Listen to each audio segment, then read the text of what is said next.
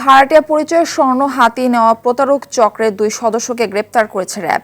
সকালে কারওয়ান বাজারে RAB media সেন্টারে আয়োজিত সংবাদ সম্মেলনে সংস্থাটির আইন ও গণমাধ্যম শাখার পরিচালক কমান্ডার আরাফাত ইসলাম জানান, দীর্ঘদিন চক্রটি ভাড়াটিয়া সেজে এই অপরাধ করে আসছিল। চক্রটি প্রথমে টার্গেট ঠিক করে একটি এলাকায় বাসা ভাড়া নেয়, পরে সখ্যতা গড়ে তোলে নিজেদের স্বর্ণকার পরিচয় দিয়ে বাসায় থাকা স্বর্ণালংকার পরিষ্কার করে দেওয়ার প্রস্তাব দেয় তারা। এভাবে আস্থা অর্জনের পর সবকিছু লুট করে পালিয়ে যায় তারা।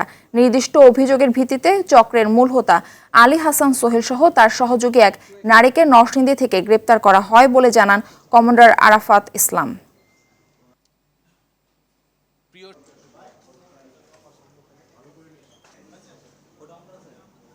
র্যাব সদর দপ্তরের গোয়েন্দা শাখা এবং র্যাব 11-র একটি আভিযানিক দল গতকাল রাতে নরসিংদীর সদর থানার বাসাইল এলাকায় একটি অভিযান পরিচালনা করে এই প্রতারক চক্রের মূল হোতা এবং তার সহযোগীকে গ্রেফতার করে।